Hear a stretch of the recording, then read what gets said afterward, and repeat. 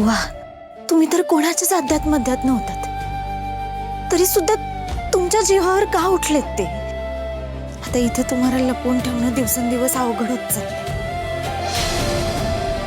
आता ही रोजचीच लढाई लढल्यासारखं झालं. पण बुवा, ही लढाई लढत असताना मला तुम्ही माझ्या सोबत हवे आहात. हो, तुमच्याशिवाय कशी जिंकणार मी? तुमच्याशिवाय नाही उभी राहू शकत मी त्यांच्या विरोधात. तुम्ही ना तुम्ही फक्त तग धरा. लवकर बरे व्हा बुवा. हे बघा, आता मी तुमच्या डोक्यावरून हात फिरवते हा, पण माझ्या डोक्यावरून मायेनं हात फिरवणारे तुम्ही मला हवे आहात बुवा. तुमची माया, तुमचं प्रेम, हे सगळं मला पाहिजे. मी जेव्हा तुम्हाला भेटायला येत नव्हते तेव्हा तुम्ही सारखी तक्रार करायचात ना की मी येतच नाही. हो, मग मी आता रोज तुम्हाला भेटायला येते, तरी सुद्धा तुम्ही माझ्याशी बोलत का नाही? मला बघत सुद्धा नाहीये बुवा तुम्ही. बुवा, एकदा फक्त डोळे उघडून मला बघून म्हणा ना की मी तुझ्या सोबत आहे. म्हणा ना बुवा. मग तुम्ही बघा माझ्या अंगात कसं 10 हत्तींचा बळी. बुवा, तुम्हाला तुमच्या राणीसाठी परत यावंच लागणार आहे. यावंच लागणार आहे बुवा.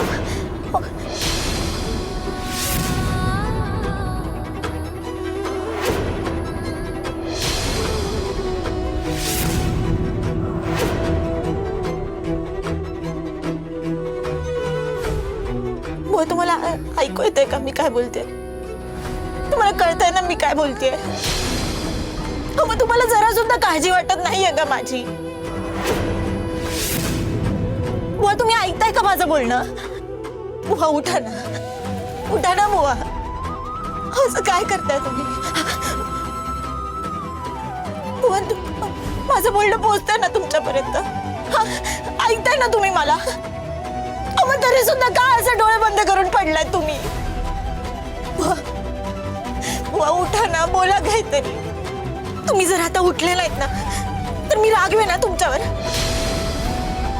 मी रुसून बसेन.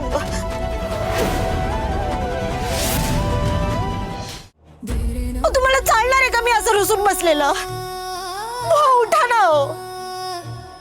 तुमची राणी तुमची वाट बघतीये. तुम्हाला हे असं घरात पडून राहिलेलं अजिबात आवडत नव्हतं ना? मग आता अंथरुणावर जीव जडल्यासारखं इथं का झोपून राहिलाय तुम्ही? उठा, चला आपण कुठेतरी फिरून येऊ. हा, दोघंच जाऊ. नुसतंच चालत राहू आपण. नुसती बडबड करू. हा, उठा बुवा. तुम्ही दरवेळी फक्त माझी बडबड ऐकत होतात ना, पण आता तुम्ही बोला. मी सगळं ऐकून घेईल तुमचं. हा बुवा, बोला ना काहीतरी. तुमच्या मनात खूप काही साठलेलं असेल ना, मग तुम्ही सगळं सांगून मोकळे व्हा मला. बोला बरं बुवा. बुवा, ऐकताय का? तुम्ही जर उठलातच नाही तर माझं दुःख मी कोणाला सांगायचं? कोणाच्या कुशीत शिरून रडायचं मी? कोणाचा हात हक्कानं धरून डोक्यावर ठेवायचा आणि म्हणायचं की द्या मला आशीर्वाद. तुमचा आशीर्वादाचा हात.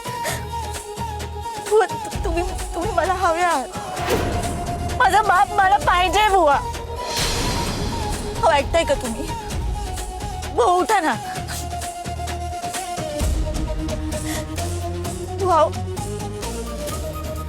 बुवा, तुम्ही माझा श्वास आहात. माझ्या जगण्याची आस आहात बुवा. तुम्ही जर नसाल ना तर ही राणी संपून जाईल. बुवा, तुम्हाला जर मला आयुष्यभर रडताना बघायचं असेल ना तर तुम्ही खुशाल इथं पडून राहा. अजिबात उठू नका. तुमचा जर जीव असेल ना तुमच्या राणीवर तर तिच्यासाठी तुम्हाला उठावं लागणार आहे. बुवा, उठा ना. बुवा, असं काय करताय? माझ्यासाठी उभं राहावं लागणार आहे तुम्हाला.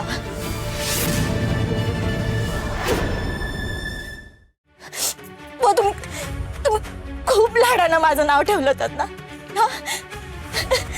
तुम्ही काय म्हणायचं मला? माझी हुकमाची राणी असतो.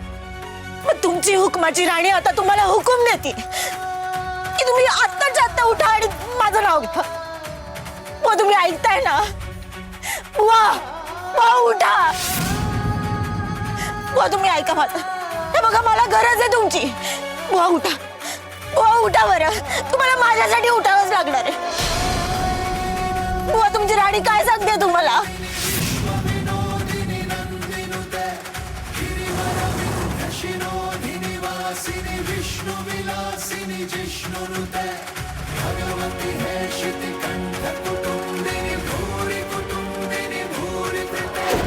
वाह वाह वाह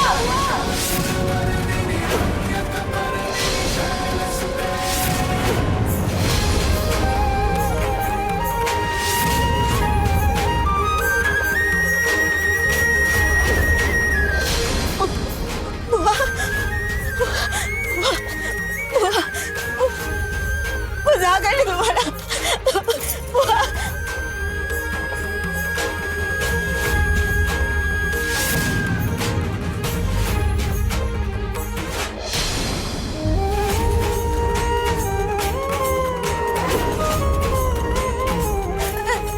डॉक्टर डॉक्टर थांबा थांबा थांबा येतात ना ते.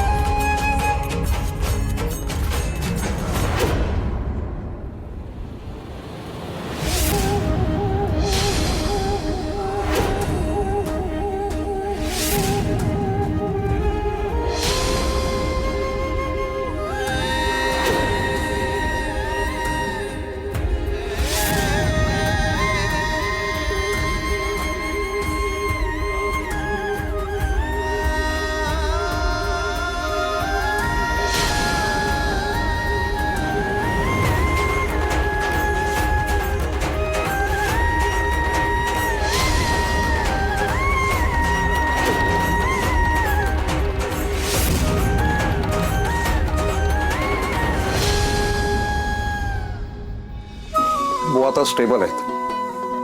बुवा बरं वाटतंय ना आता. श्वास घ्यायला काही त्रास होतोय. ठीक आहे पण त्यांना जास्त हालचाल करून देऊ नका आणि काही लागलं तर सांगा आम्हाला. आम्ही आहोतच. हो थँक्यू डॉक्टर.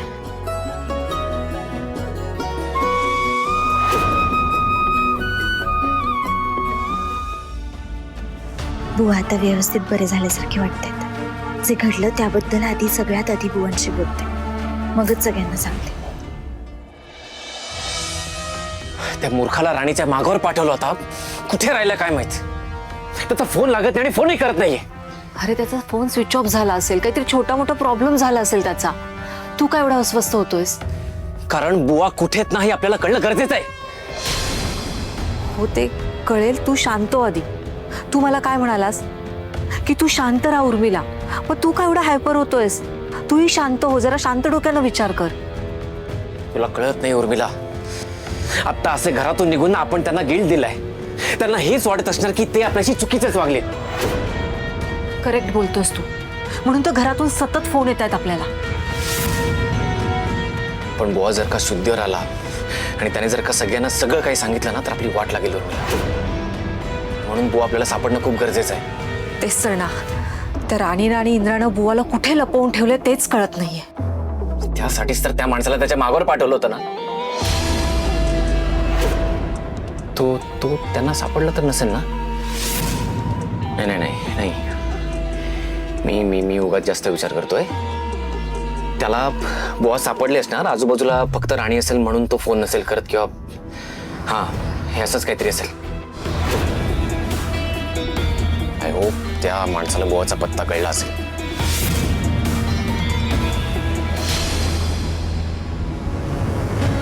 राणी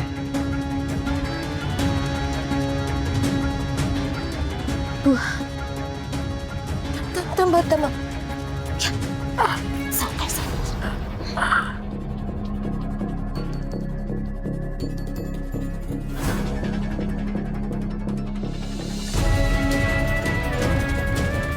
बुवा आता कसं वाटतंय? ठीक आहे ना सगळं? कसला त्रास होत नाहीये ना? नाही, आता ठीक आहे. आता बरं वाटतंय मला. पण राणे, अगं मी इथं कसं आलो आणि आपण इथं काय करतोय? काय झालं मला? पण मला इथं कुणी आणलं?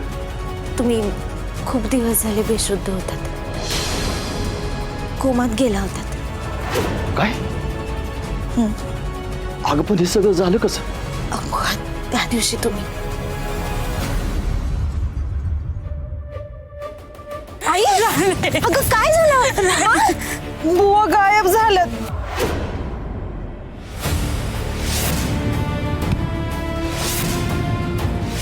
चालता इथून.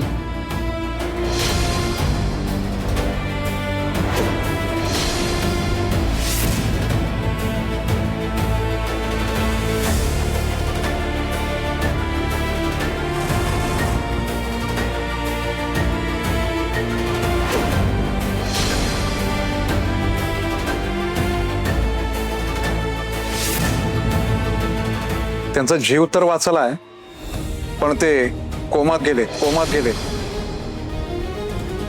एवढं सगळं घडलं राणे. अगं माझ्या भाऊ तुला लय सोसावं लागलं. मला माफ कर, माझ्याकडनं चुकून झालं.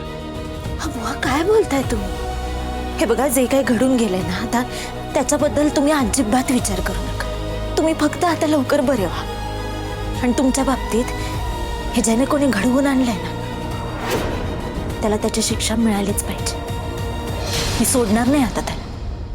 पण बुवा, तुम्ही मला सांगा की तुम्ही असे अचानक का निघून गेलात? हो, काही होतं तर सांगायचं ना.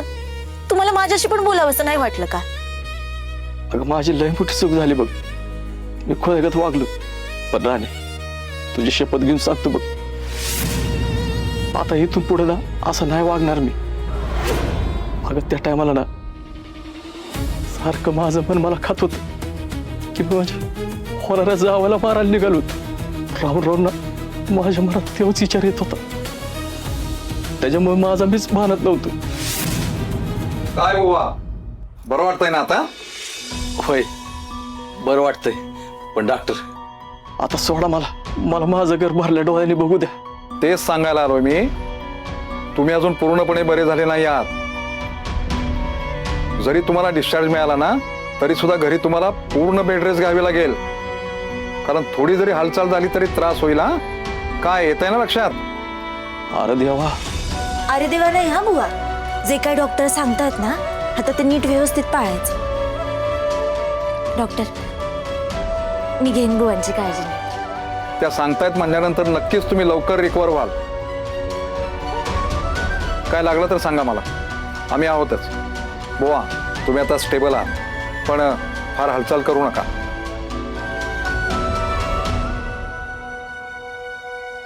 राणे, पोरी, आता तू माझ्या मागं लागायचं सोडून दे. पोरी, तुझा घर संसार बघ. आधीच माझ्यामुळे तुला लय सोसाव लागला असेल. आई वडिलांना मुलांचा त्रास वाटतो का? मग मुलांना पण आई वडिलांचा त्रास वाटत नाही. आणि ज्यांना वाटत असेल ना, त्यांना आई वडील कळलेच नाही असं म्हणायचं. हे बघा, मला तुमचा कुठलाही त्रास होत नाहीये, म्हणून तुम्ही आहे ना नको तो विचार करणं सोडा. बघा आता, अगं पण माझ्यामुळे तुला लय काय काय सोसावं लागलं असेल ना. माझ्यापेक्षा जास्त इंद्रजित सरांनी सोचलं. बुवा, तुमची ही अवस्था करण्यामागे कोण आहे तुम्हाला माहितीये का? कोण आहे? विक्रांत सर. काय बोलतीस तू पोरी? हो बुवा, ते तुम्हाला एका ॲम्ब्युलन्स मधून पळवून नेत होते. जेव्हा मला आणि इंद्रजित सरांना हे कळालं, तेव्हा आम्ही त्या ॲम्ब्युलन्सचा पाठलाग केला. आणि जेव्हा विक्रांत सरांना हे कळालं की आता ते पकडले जातील, त्यावेळी त्यांनी ॲम्ब्युलन्सचा दरवाजा उघडून चालू ॲम्ब्युलन्स मधून तुम्हाला स्ट्रेचर सकट बाहेर ढकलून दिलं. काय? हो बुवा. त्यानंतर आम्ही तुम्हाला लगेच इथं घेऊन आलो. तुमच्यावरती इथंच उपचार सुरू केले. पण ज्यावेळी विक्रांत सरांनी त्या ॲम्ब्युलन्सचा दरवाजा उघडला आणि तुम्हाला बाहेर ढकललं, त्यावेळी त्यांच्या हाताला लागलं होतं. आणि मी त्यांचा चेहरा सुद्धा बघितला होता. हीच गोष्ट मी इंद्रजित सरांना जाऊन सांगितली. घरी जाऊन आम्ही जेव्हा बघितलं, तेव्हा विक्रांत सरांच्या हाताला खरंच लागलेलं होतं. मग आमचा संशय वाढला पण त्यांच्यावरचे आरोप सिद्ध करण्यासाठी आम्हाला पुरावे हवे होते. आम्हाला पुराव्यानिशी हे सिद्ध करायचं होतं की ह्या सगळ्या मागे विक्रांत सरच आहे. पण विक्रांत सरांनी आम्ही त्यांच्यावर केलेले सगळे आरोप पुराव्यानिशी खोडून काढले आहोत. त्यांनी आम्हाला खोटं ठरवलं आणि ते रागात घर सोडून सुद्धा निघून गेले. एवढं सगळं घडलं. अरे देवा. आता खरं जे काय झालंय ना ते तुम्हीच सगळ्यांना सांगू शकता. होय, मी सगळं सांगतो. मला विक्रांत साहेबांनीच फॅक्टरीत बोलून ती गाडी दाखवली. ज्या दिवशी तुझं लगीन होणार होतं ना त्या दिवशी ती गाडी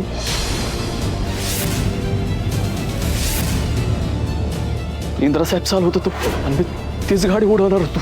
काय? होय. वाव.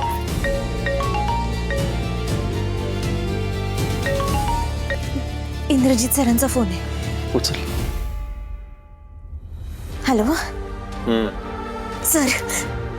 सर हो एक आनंदाची बातमी आहे. बुवा शुद्धीवर आलेत. What? That's a great news. मी लगेच तिथे येतो. सर सर ऐका. आता मी बुवांशी हे जे काही घडलं ना मागच्या काही दिवसात त्याच्या बाबतीत मी बुवांशी बोलले आणि बुवांनी मला एक खूप महत्वाची गोष्ट सांगितली ज्याने हे सिद्ध होईल की हे जे काही घडलंय ते सगळं विक्रांत सरांनीच केलंय. काय? हो सर. आणि एवढंच नाही तर माझ्या सुद्धा हाती एक खूप मोठा पुरावा लागलाय. सराव मी इकडे येत असताना माझ्या मागे एक गुंड लागला होता. त्याचा मोबाईल फोन माझ्याकडे. आता ह्या प्रकरणाच्या संबंधित आपल्याला जे काही पुरावे पाहिजे होते ना त्याची सगळी उत्तरं आपल्याला मिळणार आहेत सर. म्हणजे अजूनही सगळ्या गोष्टी विक्रांतच्याच भोवती फिरतायत तर? हो सर. आणि आता तर माझी खात्री पटली की हे सगळं विक्रांत सरांनीच केलंय. पण आता आपण करायचं काय? सर आता वेळ घालून आपल्याला अजिबात चालणार नाही. तुम्ही एक काम करा. तुम्ही वस्तीत या. मी बुवांना घेऊन वस्तीतच येते. या प्रकरणाचा जो काय सोक्षमोक्ष आहे ना तो आजच लागेल. ते सुद्धा सगळ्यांसमोर. ओके, मी निघतो राकेश. काळजी घे.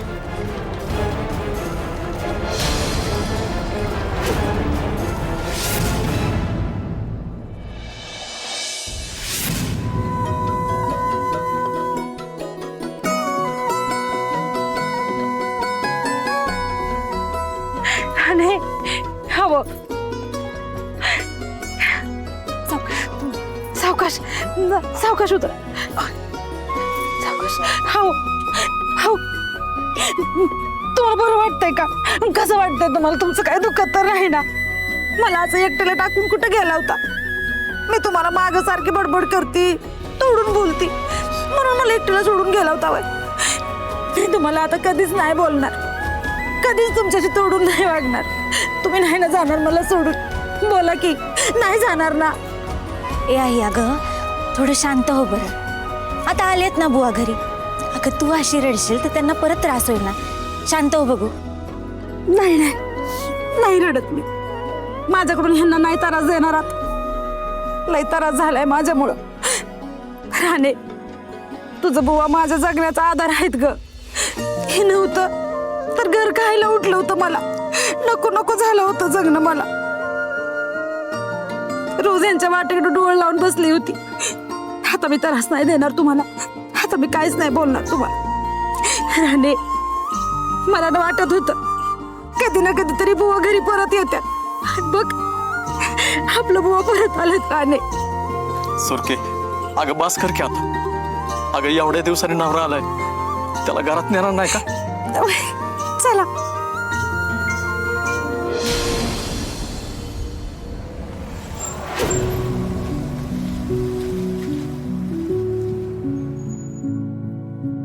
नमस्कार आबा. मग तुम्ही कसे आहात? हाय ठीक आहे. आता बरं आहे आबा. मला कल्पना नसेल पण तुम्ही खूप मोठ्या संकटातून बाहेर पडलात. होय, राणीने सांगितलं लय दिवस डोळं बंद करून होतो मी. पण मला काय झालं होतं? काही नव्हतं झालं बुवा.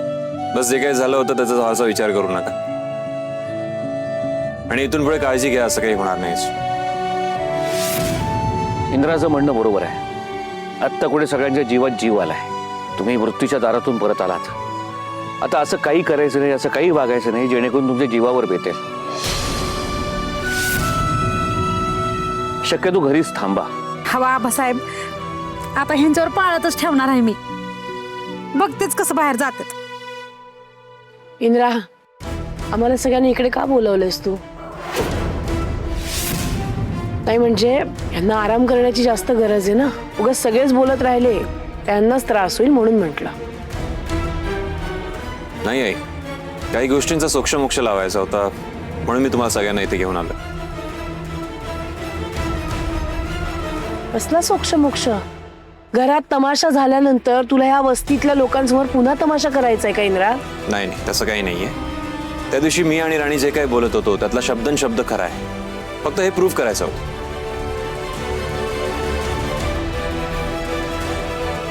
अहो बघताय ना, या राणीच्या सांगण्यावरनं इंद्रा पुन्हा गोंधळ घालू बघतोय. इंद्रा, अरे गोष्टी काळवेळ बघून करायच्या असतात. काय चाललंय तुमचं? तू असं कसा वागू शकतोस? राणी, तू काय याला सांगितलंस का? आबा ते मी म्हणजे असं झालंय की झालं, हिची दातखिळी बसली म्हणजे नक्कीच हिने माझ्या लेकाच्या मनात काहीतरी बरवलंय. बहिणी बघताय ना, ही तुमची लाडकी राणी आपल्या आबरूचे कसे निंदवडे काढतेय. राणी, माझ्या पोराला घराच्या बाहेर काढून अजून मन भरलं नाही वाटतं. आई, मालती काकी बोलतात ना तेच बरोबर आहे. राणी वहिनी कोणाच्याच सख्या होऊ शकत नाही. अजित, जे काय बोलतोयस ना त्याचा पुढे जाऊन तुलाच रिग्रेट होणार नाही याचं भान ठेवून बोल. का? काय झालं? सांगतो, सगळं सांग.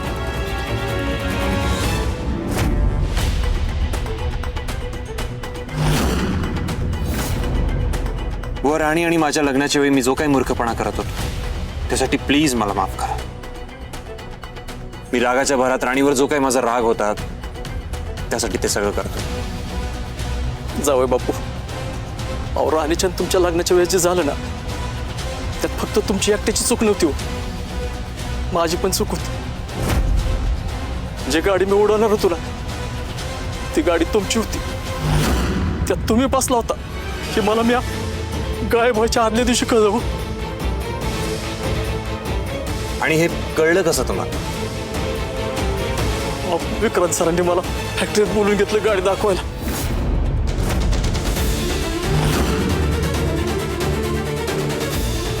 आणि गाडी दुरुस्त करायची म्हणून गाडीजवळ नेऊन उभं केलं.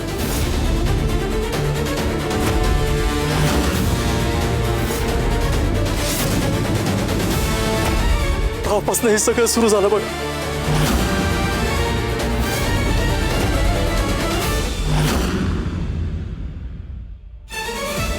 ऐकलं दादा, विक्रांतला ती गाडी आधीपासून माहित होती. त्याने हे सगळं जाणून बुजून केलंय.